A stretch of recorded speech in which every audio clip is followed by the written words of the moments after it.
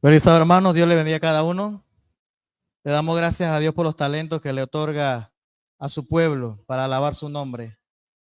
Hermanos, se habrán notado, estas últimas semanas hemos tenido invitados especiales. Hoy no es la excepción, también tenemos una invitada especial, nuestra hermana Olga O'Brien.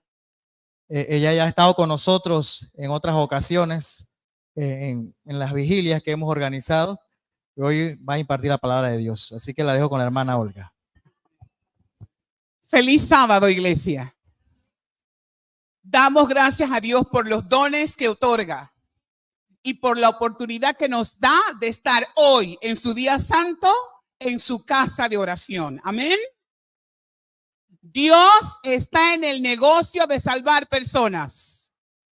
Voy a decirlo de nuevo. Dios está en el negocio de salvar personas y nosotros somos sus colaboradores. Como pueblo de Dios, como parte de ese gran pueblo de Dios, hemos sido llamados a cooperar con Él en la magnífica tarea de predicar el evangelio a toda nación, tribu, lengua y pueblo. Hoy yo quiero invitarlos, antes de adentrarnos al estudio de la palabra de Dios, a que allí sentados inclinen sus cabezas y oren conmigo. Bendito Dios y Padre Celestial, solo tú eres digno de toda la gloria. En esta hora, nuevamente, Señor, confesamos con nuestra boca que tú eres el único Dios verdadero. Que nosotros, Padre eterno, por tu misericordiosa voluntad, hemos sido llamados a tu gracia y hemos aceptado tu invitación. En esta hora, Padre, al adentrarnos al estudio de tu santa palabra, queremos que nos concedas el permiso, primero, de abrir tus páginas sagradas. Y segundo, que sea ese mismo Santo Espíritu que las inspiró el que nos pueda llevar al convencimiento de toda verdad. Despierta, Señor, en nosotros las facultades espirituales, las facultades cognitivas, las facultades intelectuales que necesitamos tener para comprender tu verdad, porque ha de ser interpretado, ha de ser aprendido espiritualmente aquello que tú nos has dado como mapa y como brújula de salvación. Padre eterno, una cosa más. Permítenos mantener reverencia ante tu persona. Que tus santos ángeles puedan sentirse complacidos de estar en medio nuestro. Que tu Espíritu Santo pueda entrar en cada persona, en cada corazón. Y Señor, si algo quiere perturbar, si algo quiere interrumpir, si algo quiere levantar barrera, sea echado fuera. Y podamos estar quietos bajo el comando de tu Espíritu Santo. En Cristo Jesús, por Él y en Él. Amén. Mateo 24. El tema de hoy es preparaos, preparaos, preparaos. Y ciertamente como adventistas del séptimo día, solamente en nuestro nombre hacemos proyección de la función que tenemos y del pensamiento que como iglesia tenemos. Primero entendemos que la inminente venida de Cristo está ¿dónde? Está a las puertas. Y el que yo predique y el que mi nombre indique que Cristo viene por segunda vez, me impone a mí la responsabilidad de estar como. Dígalo, de estar como. Y no es solamente un tema de preparación y personal, es un tema también de prepararme y de ¿qué? De llamar a quién, llamar a otros. Ahora, Mateo 24. ¿Lo tenemos?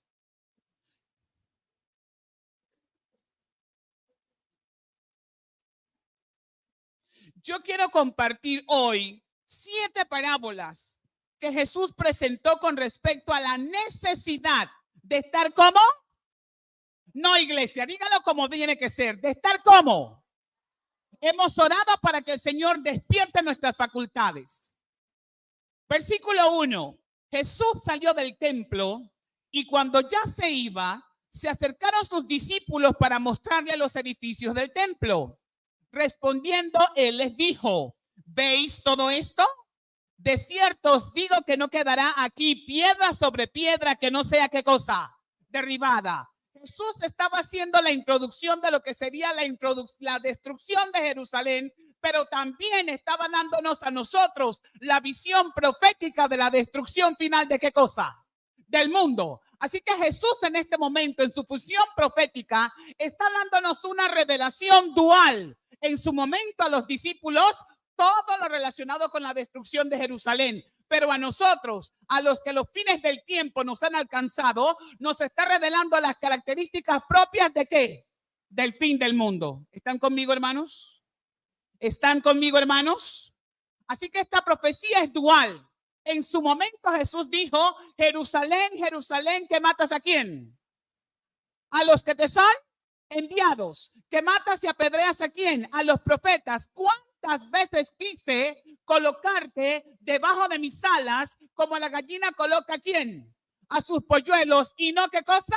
Y no quisisteis. Ahora vuestra casa os es dejada como desierta. ¿Te fijaste? En algún momento en su ministerio Jesús dijo, mi casa será llamada casa de ¿qué? De oración. Y la purificó 2 veces. Pero en esta oportunidad Jesús ya no dice mi casa. ¿Qué dice Jesús? Vuestra casa. Porque ya él no estaba, ¿qué cosa? Presente. Avanzamos.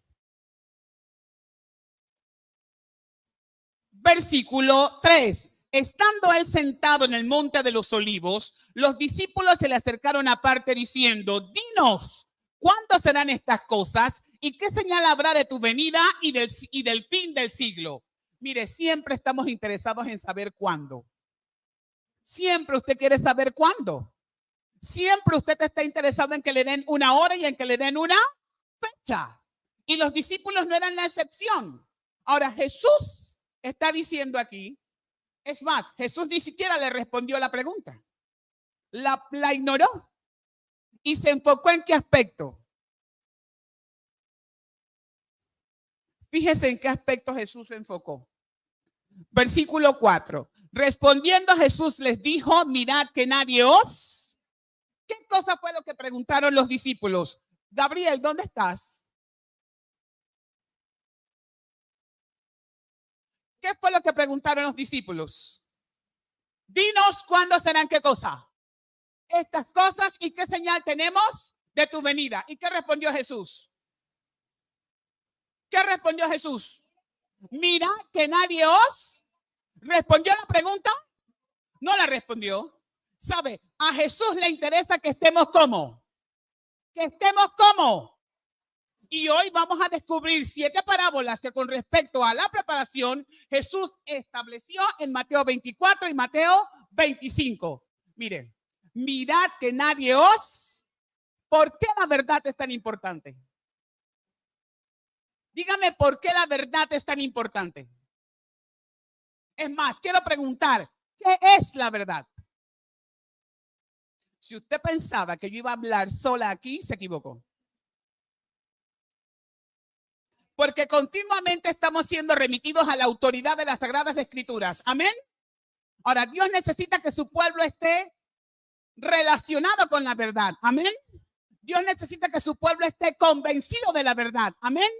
Dios necesita que su pueblo esté enteramente preparado para compartir esa verdad. Ahora yo te pregunto, iglesia, ¿qué es la verdad?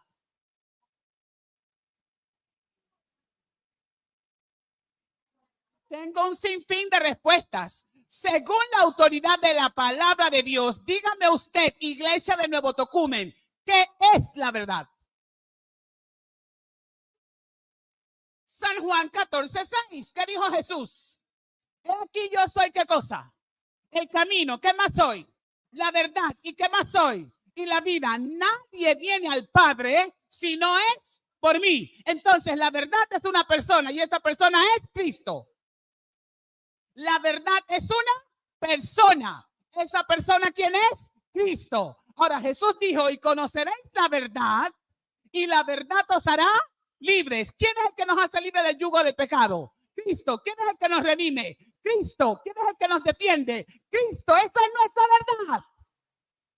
Ahora, no es solamente la persona de Cristo, porque la verdad de Dios es una cadena perfecta, un eslabón perfecto, una concatenación armoniosa y perfecta. ¿Qué más es la verdad, iglesia? Yo estoy hablándole a un pueblo que está relacionado con la verdad. Pregunto, ¿estoy hablando con un pueblo que está relacionado con la verdad? Entonces, ¿qué más es la verdad? ¿Dónde dice eso? ¿Dónde dice eso? En algún lugar. ¿Dónde dice eso? Es que ese es nuestro desafío. Dios quiere que su pueblo sepa dónde está escrito. Amén.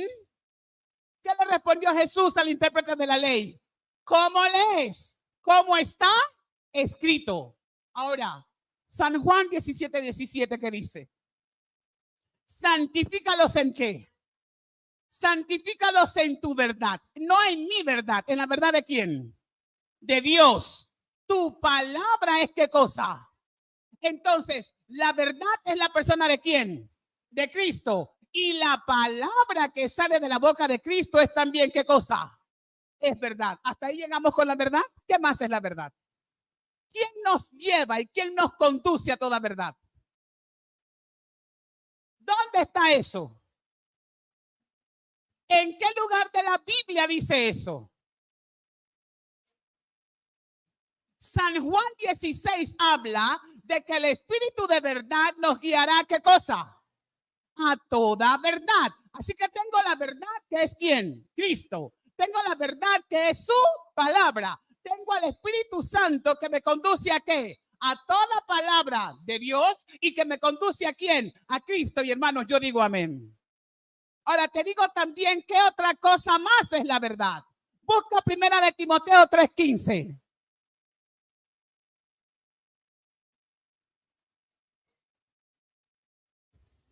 Ahí dio el agua.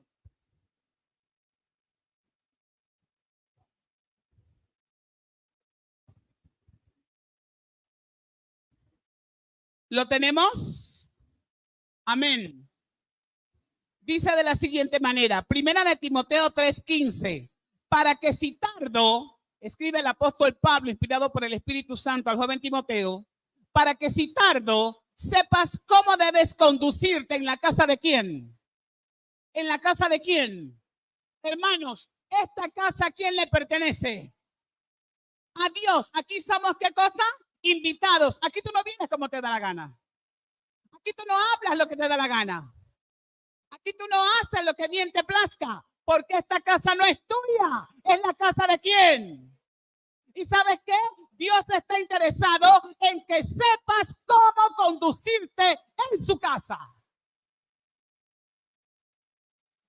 Y algunos somos tan amigos de Dios, estamos tan íntimamente relacionados con Él, que venimos aquí a hacer lo que queremos, como nos plazca. Y no funciona así. ¿La casa de quién es? Para que sepas cómo conducirte en la casa de quién. De Dios. ¿Qué es qué cosa? Columna, baluarte, ¿de qué cosa? ¿Y de qué es lo que estamos hablando aquí últimamente? Estamos hablando de qué? De la verdad. La verdad que es una persona. La verdad que es la palabra de Dios. La verdad que es su Espíritu Santo. Y la verdad de su iglesia que está cimentada en su palabra. Y yo digo amén. Ahora Jesús dijo, mirad que nadie os... Mire hermano, cuando usted ha sido o cuando somos confrontados con la verdad, Dios espera que a cada verdad que Él nos revela, que a cada verdad que Él nos confronta, la abracemos y vivamos en función de ella. Amén. Porque la verdad que no me subyuga, me endurece. Y la verdad que no me salva, me condena. ¿Lo tenemos claro? Cada vez que Dios nos enfrenta a su verdad, Él espera que tomemos la decisión de abrazarla y de incorporarla a nuestra vida, porque solamente podemos ser santificados por la obediencia a ¿qué cosa?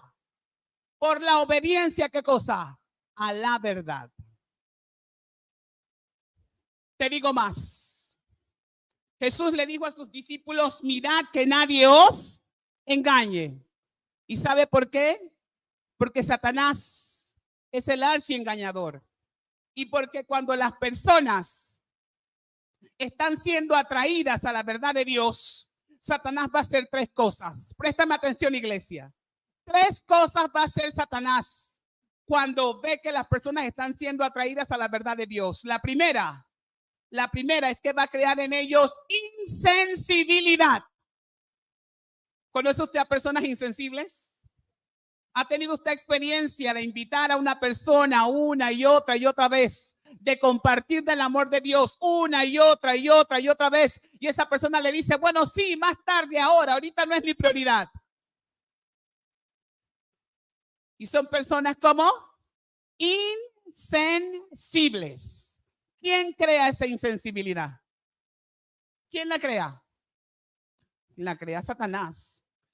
Otra cosa que el enemigo va a hacer para petardear el camino hacia el conocimiento de la verdad es confundir. ¿Estás interesado en la verdad? ¿Estás interesado en el camino? Te voy a presentar un sinnúmero de caminos. ¿Cuántos caminos hay? ¿Cuántos caminos hay? Para conocer la verdad, ¿cuántos caminos existen? Solamente uno. ¿Quién es? Es Cristo. Entonces, usted encuentra personas enfocadas en un sinnúmero de verdades con tal de lograr ¿qué cosa? Salvación. Y no hay salvación fuera de ¿quién? Fuera de Jesús. Usted va a escuchar y va a entender a personas practicando una cosa y practicando otra cosa. No hay salvación fuera de Cristo. Y la tercera cosa que el enemigo va a hacer es que va a despertar y va a levantar falsos cristos. ¿Falsos qué cosa? Cristos. Ahora, yo le pregunto, ¿dónde se levantan los falsos cristos? ¿Dónde se levantan los falsos maestros? ¿Dónde los falsos pastores? ¿Dónde los falsos profetas? O sea, ¿usted creyó que este lugar es el lugar más seguro que hay? Ciertamente la iglesia es el refugio de Dios para su pueblo aquí en la tierra. Yo digo amén. Pero cuando usted viene a esta iglesia, usted tiene que saber que el enemigo está interesado en ¿qué cosa? En confundir y en agregar una gota de error a la verdad de ¿quién? De Cristo, porque su trabajo es engañar. Así que cada cosa que aquí es presentada tiene que estar fundamentada en la palabra de ¿quién? En la palabra de Dios. No importa quién venga a hablarle aquí. No importa qué cargo tenga, no importa que también se presente, no importa que también hable. Usted está aquí sentado, interesado no en escuchar lo que el expositor tiene que compartirle, sino en escuchar palabra de Dios. Jesús dijo, ¿qué le dijo Jesús al enemigo? No solo de pan, sino de ¿qué? ¿De cuántas? ¿De cuántas? Algunas. De toda palabra que sale de la boca de Dios. Ese es el desafío de nuestra vida, ¿saben? Porque algunas veces no queremos vivir de todas, sino de algunas. De las que me gustan. Porque el tema de la verdad está siendo grandemente atacado y combatido. Algunos están interesados en que se les predique su verdad. La que a ellos les gusta. Otros están interesados en no escuchar una verdad que no los perturbe. Quiero decirles algo, la verdad de Dios es pura y nada tiene que ver con nuestros sentimientos. Es la verdad de Dios y va a ser predicada tal cual Él lo estableció. Porque no hay otra verdad que pueda salvarnos. Ahora, ¿qué parábolas presentó Jesús con relación al tema de estar preparados? Ven conmigo a Mateo 25, por favor.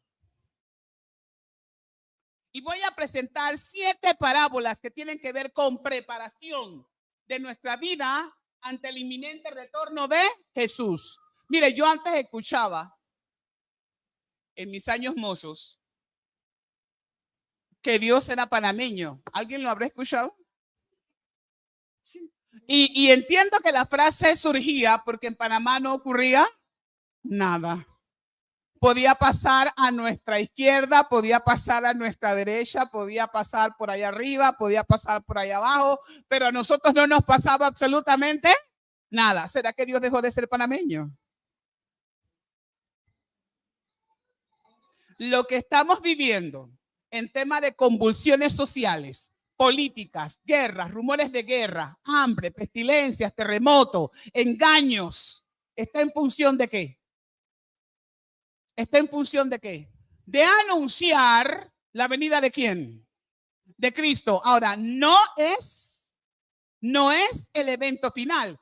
Dice la Biblia que es principio de qué. Ahora, para las que hemos estado embarazadas, cuando llega el momento de parir y empiezan los dolores, ¿hay algún momento en que puedes suspender los dolores para que el niño no nazca? ¿Qué pasa con esos dolores? Cada vez son más intensos. Ahora, ¿son más intensos y más prolongados? ¿Son más intensos y más acortados? Más intensos y más acortados, hasta que finalmente nace ¿quién?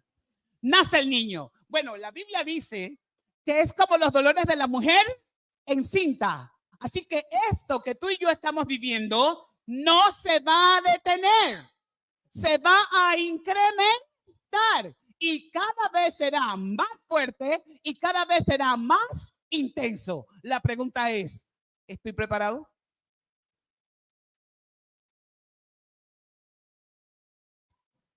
Mateo 25, primera parábola. 7 parábolas que hablan de preparación para el pueblo de Dios.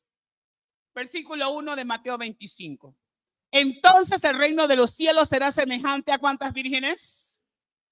Que tomando sus lámparas salieron a recibir al novio. 5 de ellas eran prudentes y 5 eran insensatas. Las insensatas, tomando sus lámparas, no tomaron consigo aceite, pero las prudentes tomaron aceite en sus vasijas juntamente con sus lámparas. Como el novio tardaba, cabecearon todas y se durmieron. Y a la medianoche se oyó un clamor: aquí viene el novio, salid a recibirlo.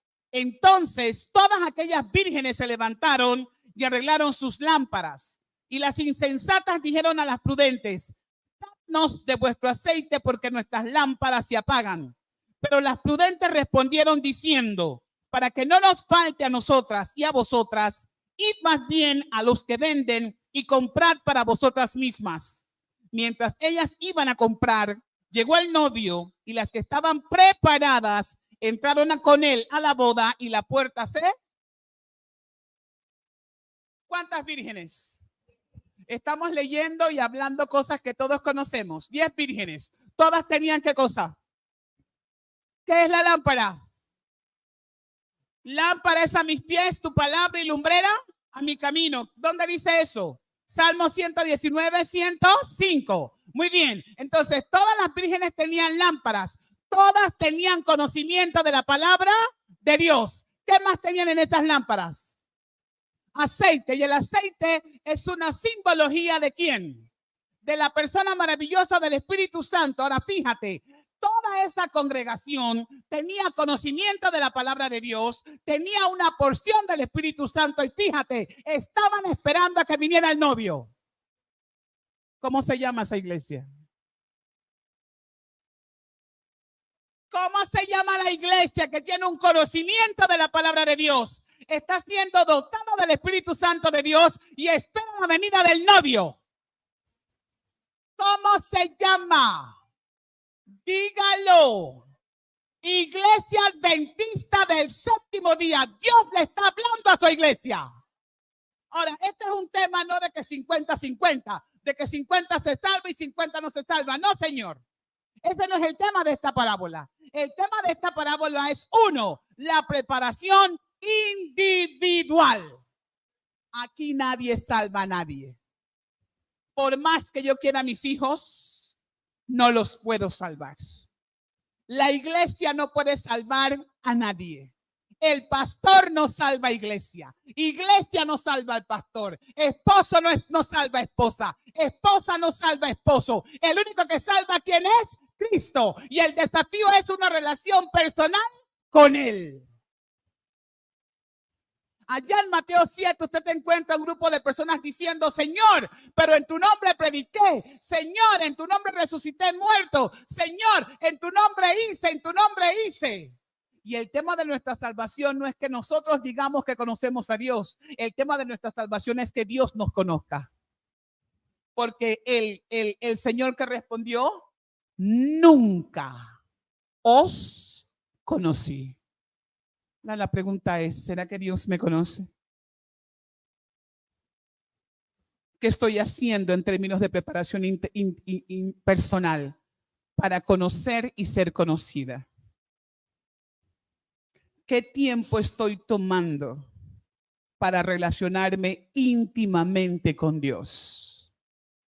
Para conocer de la lámpara, porque tu fe y mi fe será severamente probada y hemos de estar firmemente arraigados en la palabra de ¿quién? Y cuando llegan los tiempos de suprema prueba, la fe que yo tengo no la puedo compartir. Pero ¿por qué estás tan quieto? ¿Por qué estás tan calmo mientras yo estoy inquieta y angustia? Esto depende de la relación personal que tengo con ¿quién? Con Dios. Ahora te digo algo, el enemigo va a hacer todo lo que está a su alcance para petardear el que tú conozcas a Dios.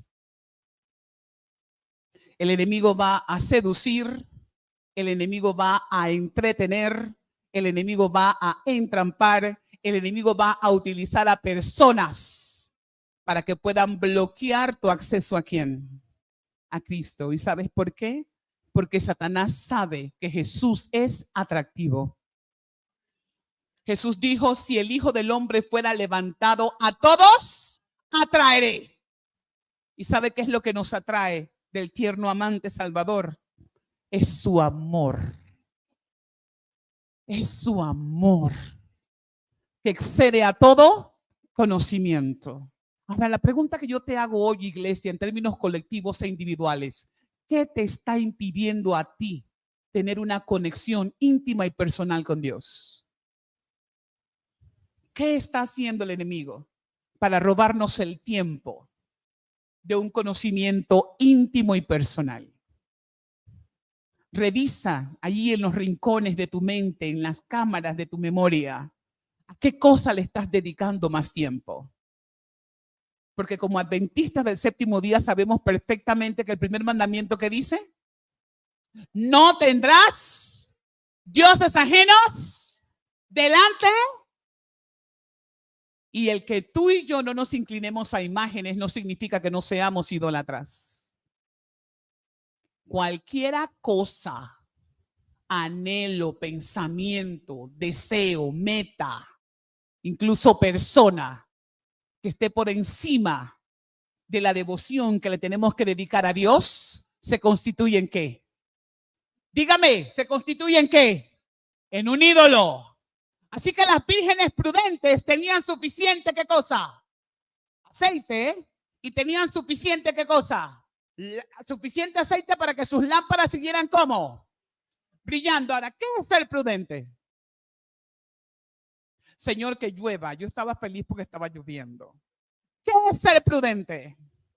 Porque a veces leemos las palabras y no nos detenemos en lo que significan. ¿Qué es ser prudente? Si a mí me dicen que en aquella calle, después de las 10 de la noche, hay un grupo de maleantes y que roban a cuanto transeúnte por allí se aparezca, y yo me voy justo a esa hora y camino por este lugar, ¿estaré siendo prudente? ¿Qué es una persona prudente? Ser prudente es tener un conocimiento previo y actuar en consecuencia. Ser prudente es tener un conocimiento como previo. ¿Y qué conocimiento previo tú y yo tenemos? ¿Cuál es el conocimiento previo? ¿De qué estamos hablando aquí? ¿Cuál es el conocimiento previo? Que Cristo viene. Y si ese conocimiento ya se nos fue concedido, ¿qué espera Dios que haga su pueblo? Que actúe en consecuencia. ¿Y actuar en consecuencia qué es? Prepararse. Así que la primera parábola tiene que ver con una preparación individual.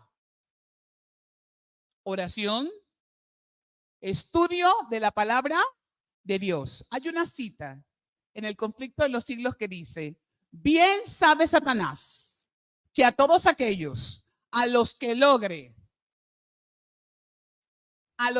¿qué cosa?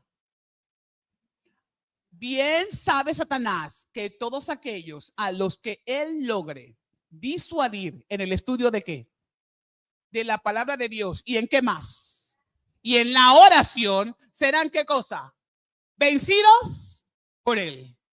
Haga memoria ahí donde está sentadito o sentadita. Haga memoria de cuáles han sido sus derrotas espirituales. ¿Qué dejó usted de hacer? Cuando usted y yo somos derrotados espiritualmente, ¿qué hemos dejado de hacer? Hemos dejado de buscar la presencia de ¿quién? De Dios, porque sabe que, hermano, el que está en Cristo no peca. No, dígalo. El que está en Cristo no peca. Nuestras derrotas están en función de ¿qué? De haber descuidado oración y relación personal íntima ¿con quién? Con Dios. Así que la primera preparación es ¿de qué tipo? Individual. Claro que yo puedo coadyuvar en la enseñanza a mis hijos, en mi pareja, con los hermanos, pero hay una preparación que es solamente individual porque no somos salvados en bandas ni en grupos, somos salvados de forma individual. Segundo tipo de preparación, ahí mismo, Mateo 25.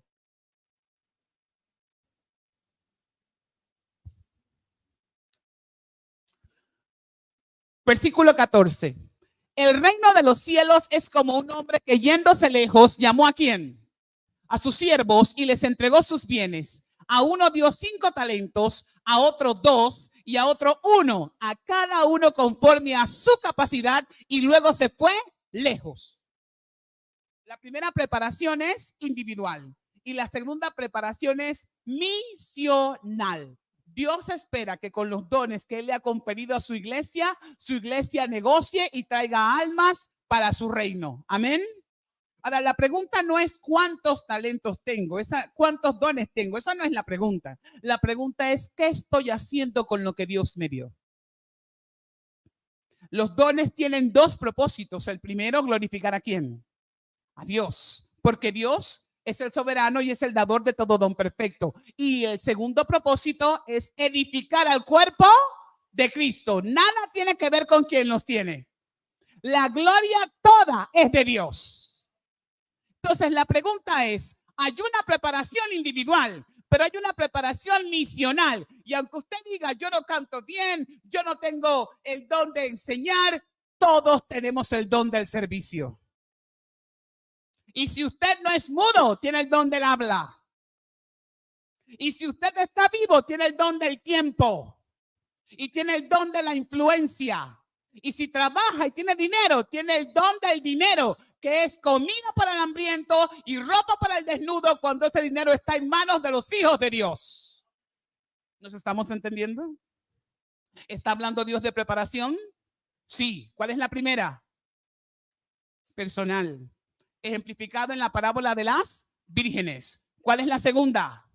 Misional. Este trimestre estamos hablando de misión, de lo que nos toca hacer como colaboradores con Dios para su reino. Hay una tarea que a mí me toca hacer y que nadie la va a hacer por mí.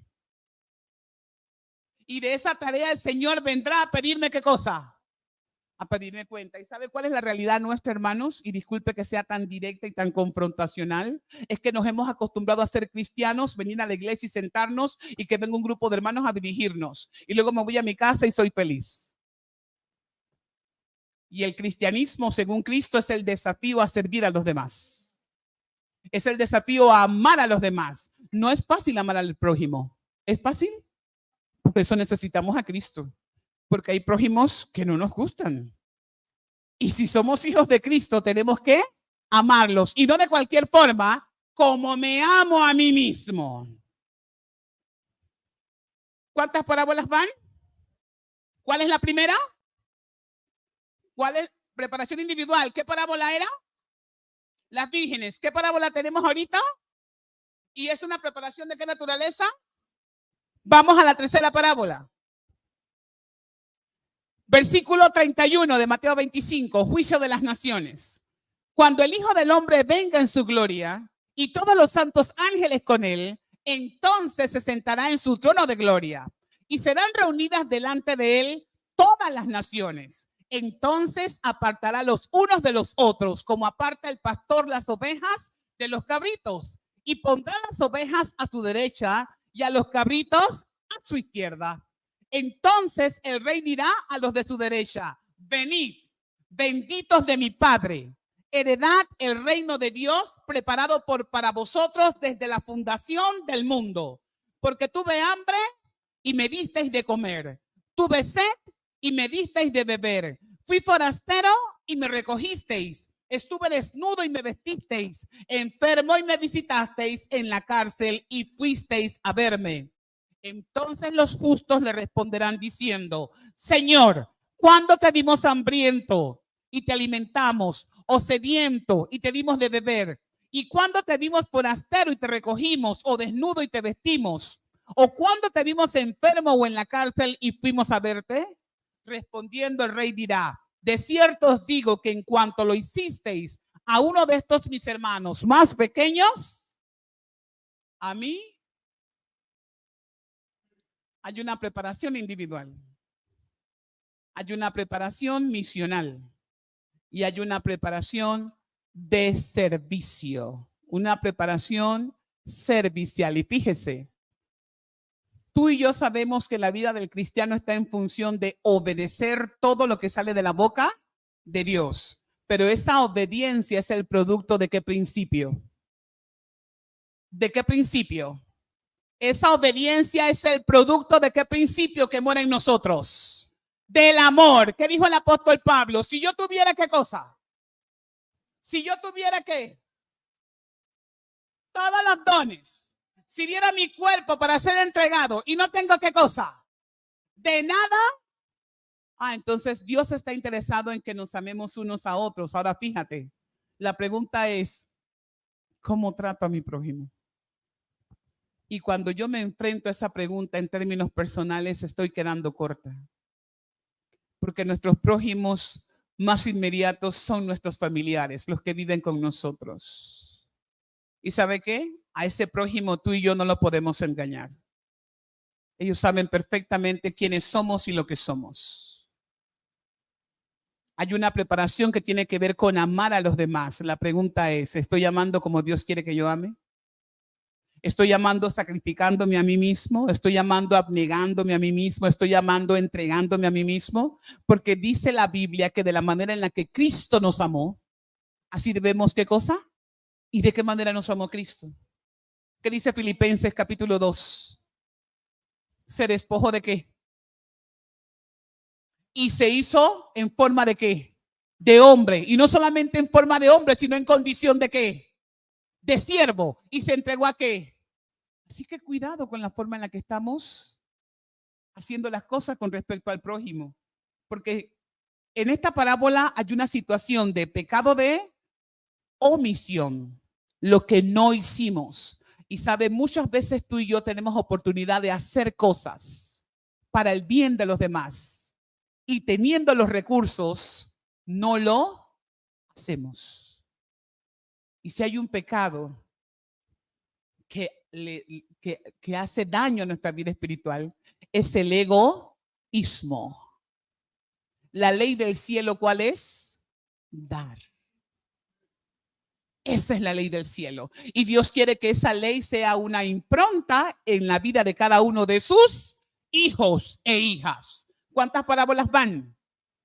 ¿Cuál era la primera? Vírgenes. ¿De qué me habla? ¿De una preparación? Personal, individual. Segunda parábola. Talento, una preparación de qué naturaleza? Misional. Hay algo que a mí me toca hacer. Tercera parábola, ¿cuál es? El juicio. Dios espera que yo ame ¿a quién? A mi prójimo. Porque la ley, el principio de la ley y el cumplimiento de la ley es el amor. Cuarta parábola.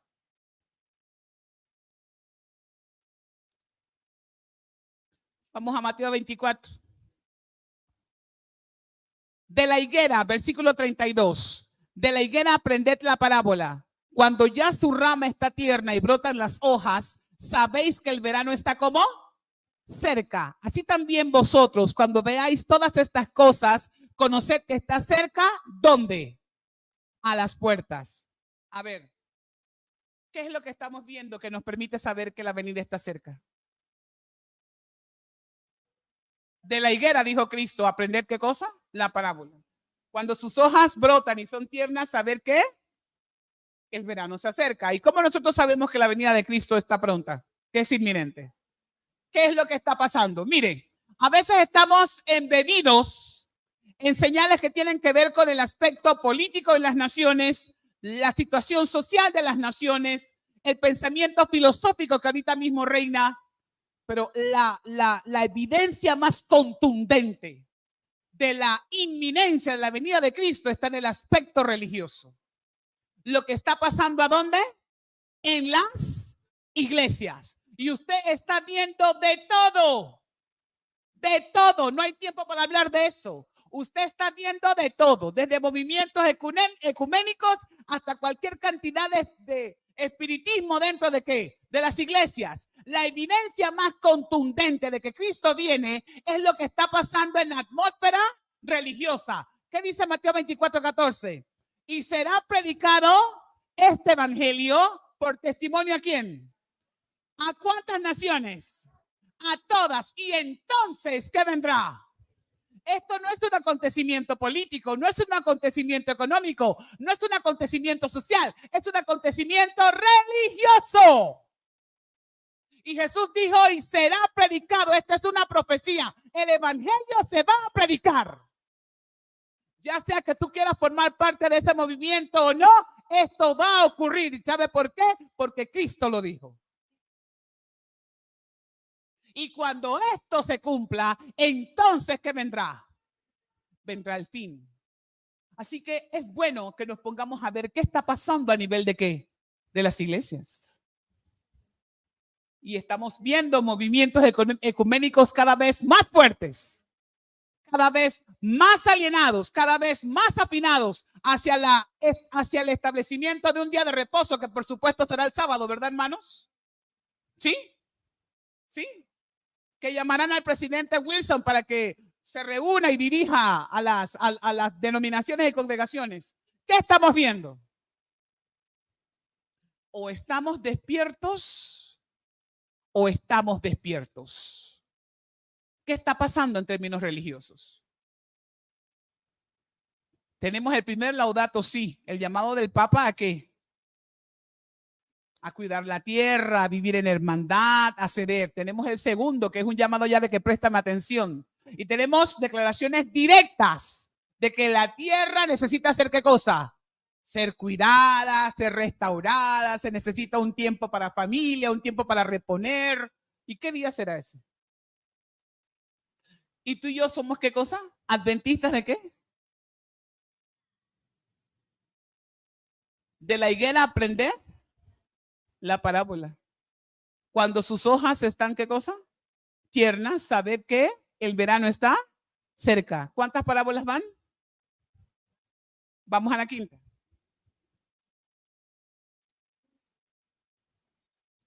Versículo 37 del Mateo 24.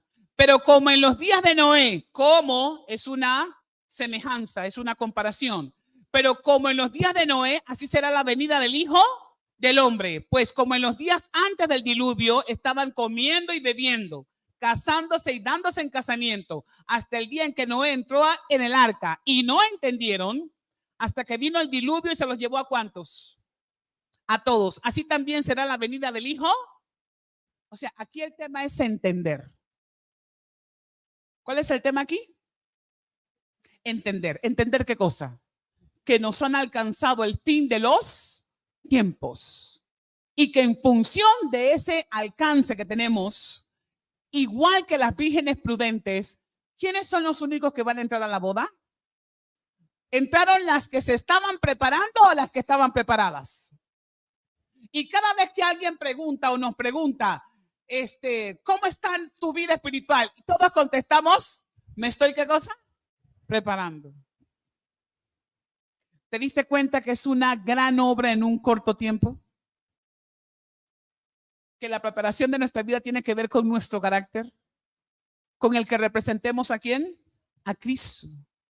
Jesús dijo, vendré otra vez y os tomaré a mí mismo. Jesús tiene que verse y quiere verse reflejado en ti y en mí. Y esa es una obra de toda una vida.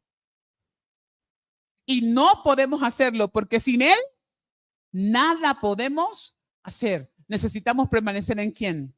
En Cristo. Ahora, ¿cómo eran los días de Noé? Dios dijo en Génesis 6, no contenderé para siempre con ¿quién?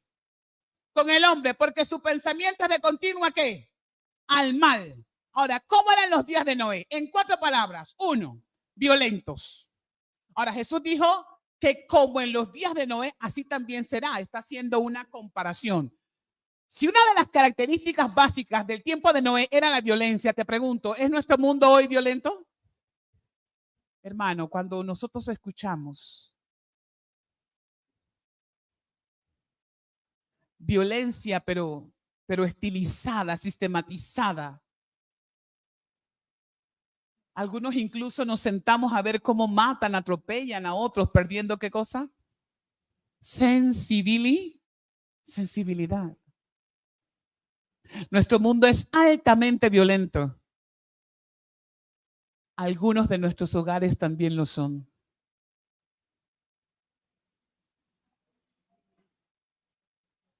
Y muchos de los que estamos aquí somos violentos.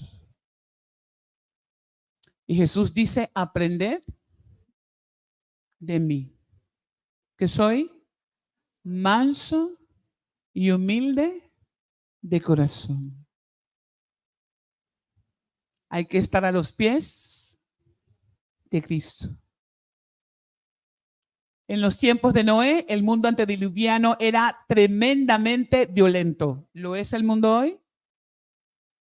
Segunda característica, era un mundo inmoral.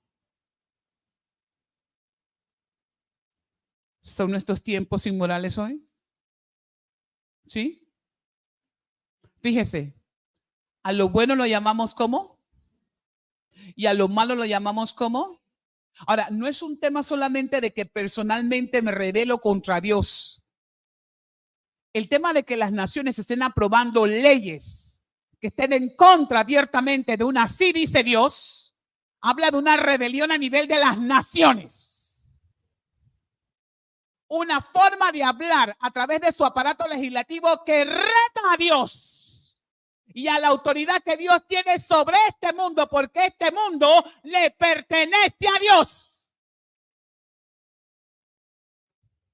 Un mundo inmoral. Así era el mundo antediluviano y así es el mundo en el que tú y yo vivimos hoy. La pornografía no solamente es gráfica, tenemos pornografía auditiva. Cualquier cantidad de basura atacando por entrar a la mente de nuestros jóvenes y adultos, y algunos hasta la cantan. Satanás necesita embotar nuestros sentidos, entramparnos de tal forma que nuestra mente no tenga la capacidad de percibir las impresiones del Espíritu Santo. Ahora la pregunta es, ¿qué decido? Porque Dios ha puesto delante de nosotros el camino de la bendición y el camino de la maldición. ¿Y qué nos dice? Elige qué cosa. ¿Y por qué será que Dios nos dice que elijamos la vida? ¿Sabes por qué? Porque Dios no puede elegir por ti. Es como el maestro que pone la prueba. Y no solamente pone la prueba, sino que da la respuesta. Le toca al alumno tomarlo o dejarlo. El mundo antediluviano era un mundo inmoral, igual que nuestro mundo hoy. ¿Cómo más era el mundo antediluviano? Era un mundo insensible.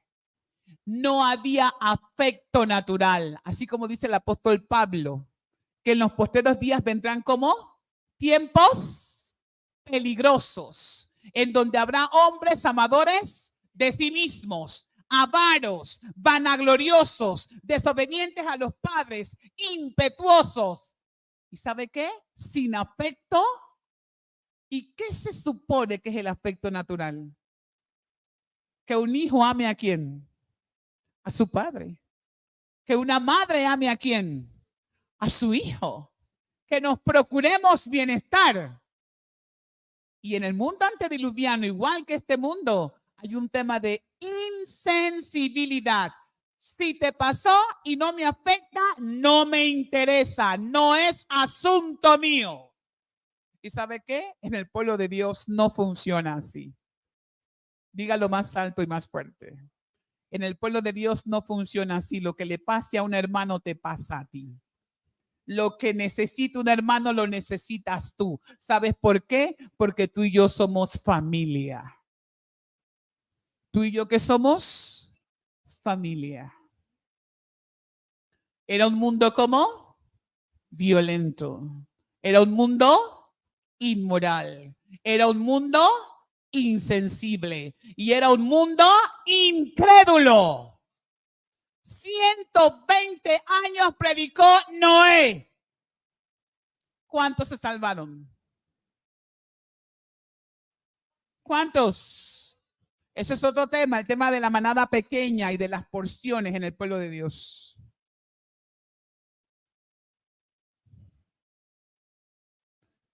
¿Cómo anda tu fe? El justo por la fe. La fe es por él. ¿Y el oír de qué? Es pues la fe, la certeza de lo que se espera y la convicción de lo que no se ve. Sin fe es imposible agradar a Dios, porque el que se acerca a Dios tiene ¿qué cosa?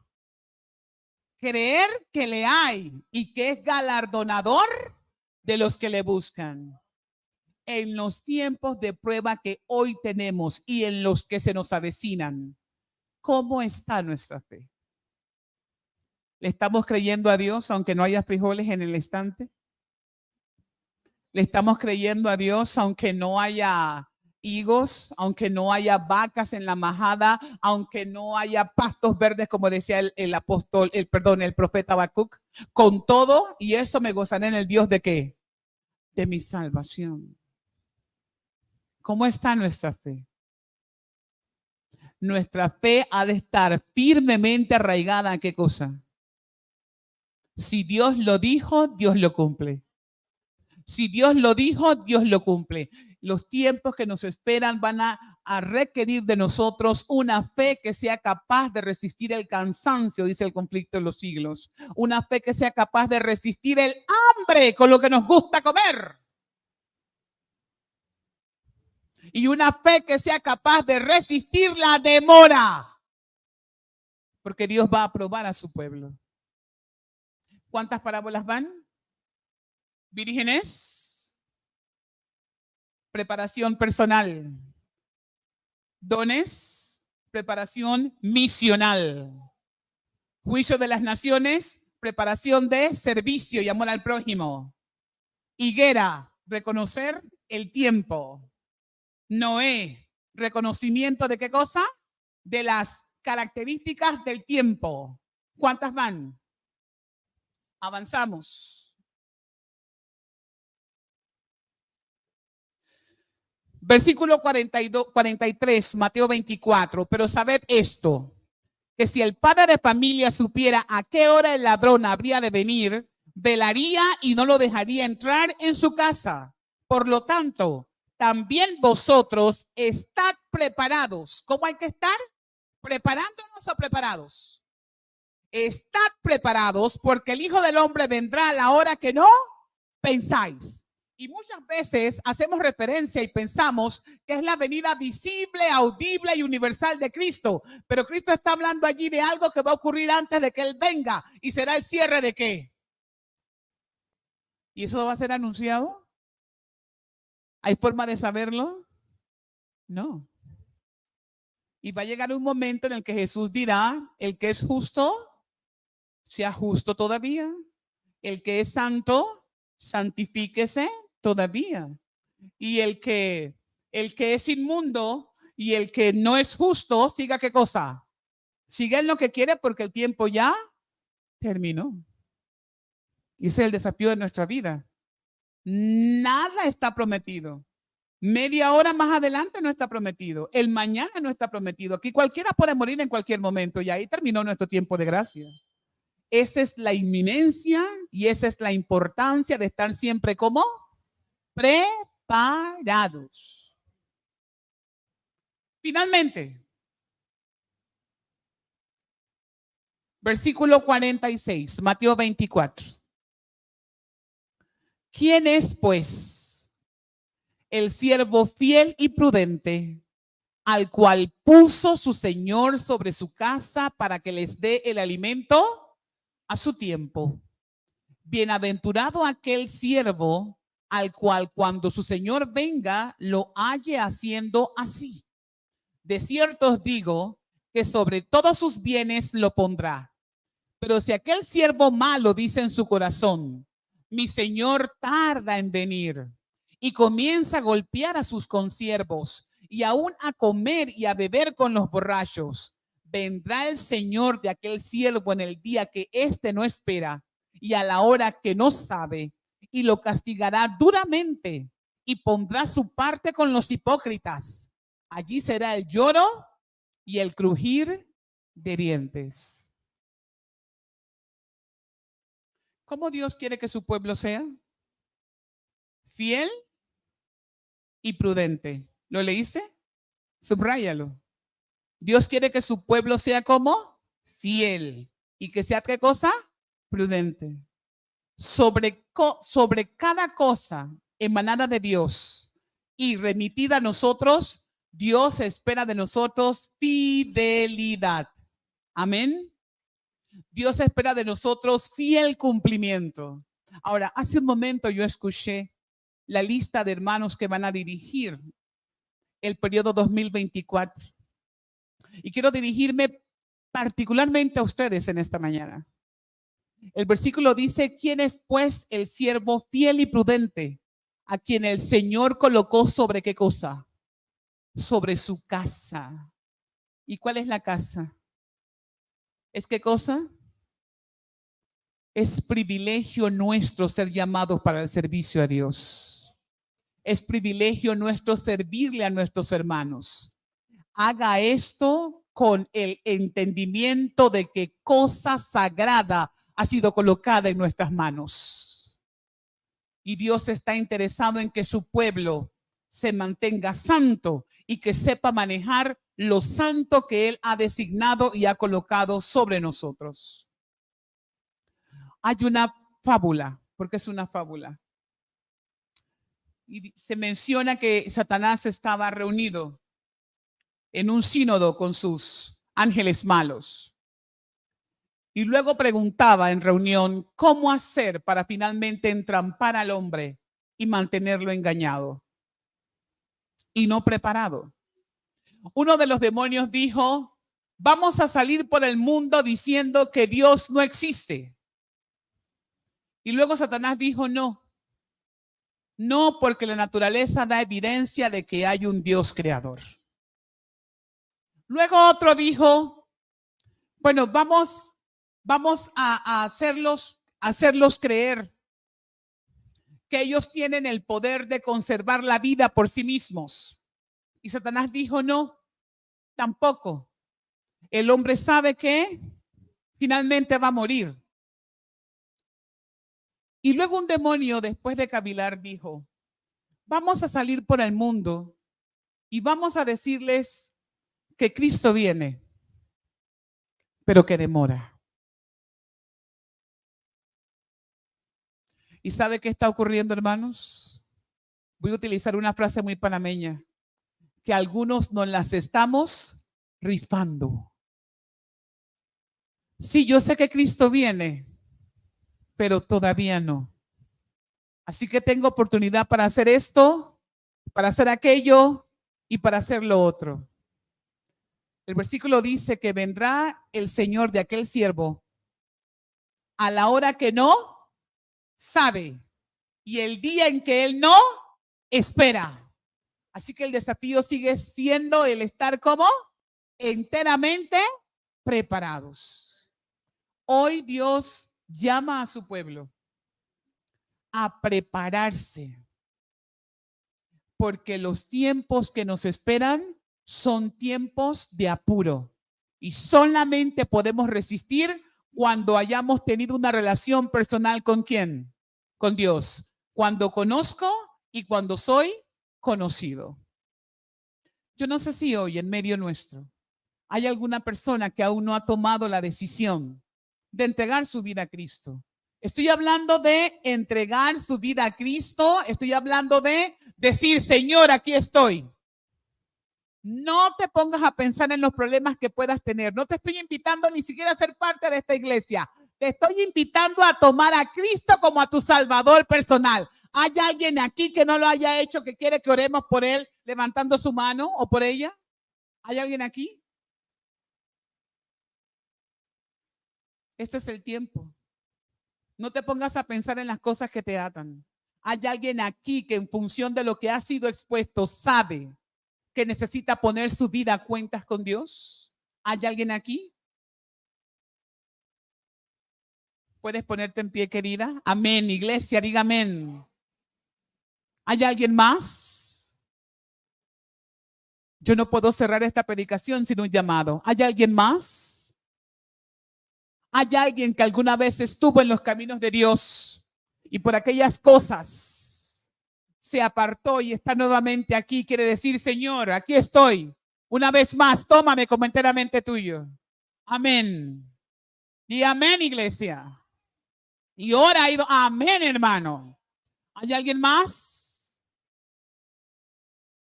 A los que ya estamos aquí, a los que hemos tomado el llamado de Dios y aquí permanecemos por su gracia.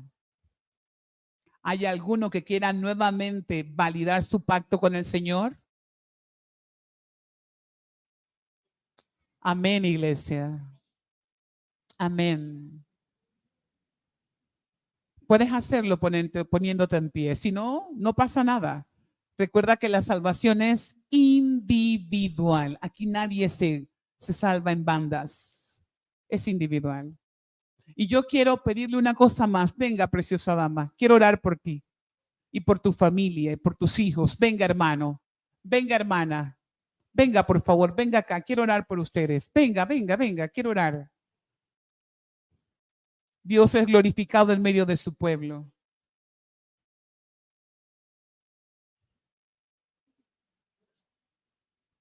Quiero invitar al anciano principal de la iglesia a una oración. Amén, hermana. ¿Tus hijos están contigo? Amén. Amén, hermana. ¿Dónde está el primer anciano? Yo voy a orar por ellos y usted va a tener una oración de consagración por toda la iglesia. Bendito Dios y Padre bueno. En esta hora te damos gracias, Señor, por tu infinita misericordia con cual nos has amado.